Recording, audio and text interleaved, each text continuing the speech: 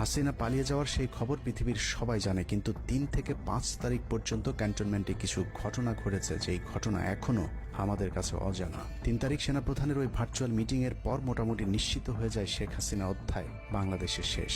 শুরু হয় ভারতের প্ল্যান বি বাস্তবায়নের প্রক্রিয়া।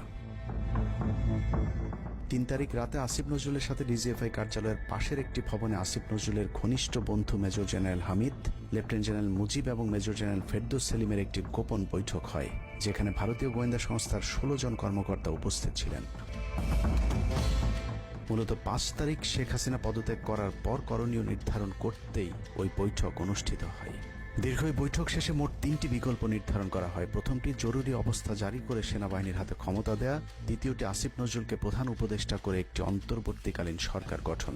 অন্তর্বর্তীকালীন সরকারের ভেতরে যেন ভারতীয় বলয়ের লোকজন বেশি সংখ্যায় রাখা যায় সেটা নিশ্চিত করার ব্যাপারেও আলোচনা হয় বৈঠকে, এবং সেটা নিশ্চিত করতে আসিফ নজরুলের পেছনে সেনাবাহিনীর ওই অংশটির সর্বোচ্চ সাপোর্ট থাকারও নিশ্চয়তা দেওয়া হয়। মূলত আসিফ নজরুলকে সামনে রেখে সেনাবাহিনীর মাধ্যমেই দেশ চালানোর পরিকল্পনা করা হয়েছিল 3 তারিখের ওই গোপন বৈঠকে। 4 তারিখ 3 বাহিনী প্রধানের মধ্যে দফায় দফায় বৈঠক চলেছে। সেই বৈঠক থেকে সিদ্ধান্ত হয় 5 তারিখ সকাল 9টার মধ্যে শেখ হাসিনাকে চূড়ান্তভাবে পদত্যাগের বিষয়টি জানিয়ে দেওয়া হবে।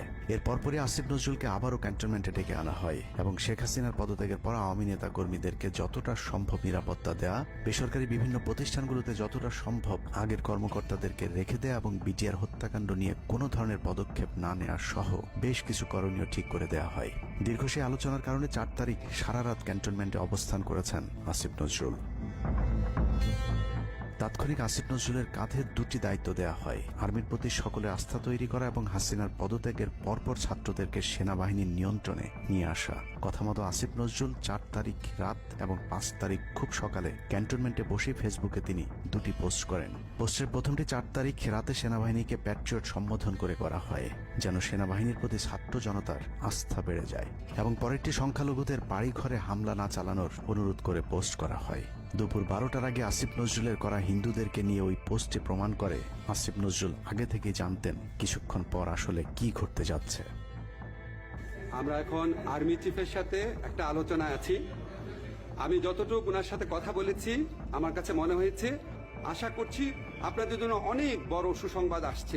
বিজয়ের খবর আগেই জেনে যাওয়াটা সমস্যা না, কিন্তু সমস্যা হলো আসিফ নজরুল সবাইকে আন্দোলনের কেন্দ্রবিন্দু ঢাকা বিশ্ববিদ্যালয়ে যেতে না বলে ক্যান্টনমেন্টের সুখবরের অপেক্ষায় থাকতে বলেন। মূলত আসিফ নজরুলের ওই ফাঁদে পা দিয়ে ছাত্র জনতার জুলাই আগস্ট বিপ্লবের বিজয় হাতছাড়া হয়ে গিয়েছিল। ছাত্র নেতাদের সরলতাকে কাজে লাগিয়ে আসিফ নজরুল নাহিদ আসিফদেরকে সেনাপ্রধানের কাছে আসতে বলেন। নাহিদ, আসিফ, মাহফুজরা সেনাপ্রধানের কাছে যাবার আগে আসিফ নজরুলের প্রধান উপদেষ্টা হবার বিষয়টি চূড়ান্ত হয়ে যায়। সমন্বয়কেরা পৌঁছানোর পর সেনাপ্রধান তাদেরকে জানায় আসিফ নজরুল হচ্ছেন প্রধান উপদেষ্টা, কিন্তু ছাত্ররা ডক্টর মোহাম্মদ ইউনূসকে প্রধান উপদেষ্টা বানানোর দাবি করলে আসিফ নজরুল তাদেরকে জানায় ডক্টর ইউনূস প্রধান উপদেষ্টা হতে রাজি না। কিন্তু ছাত্র নেতাদের সাথে ইউনূসের আগে থেকে যোগাযোগ ছিল, যে কারণেই সেনাপ্রধানকে ছাত্ররা জানায় আমরা ডক্টর ইউনূসের সাথে একান্তে কথা বলতে চাই। ছাত্ররা ডক্টর ইউনূসকে ফোন করলে তিনি জানান প্রধান উপদেষ্টা হতে চান না সেনাবাহিনী কিংবা আসিফ নজরুলের কাছে তার এরকম কোনো বার্তা তিনি দেননি। এরপর ছাত্র নেতাদের দাবির মুখে ইউনূসকে প্রধান উপদেষ্টা বানাতে বাধ্য হয় সেনাবাহিনী।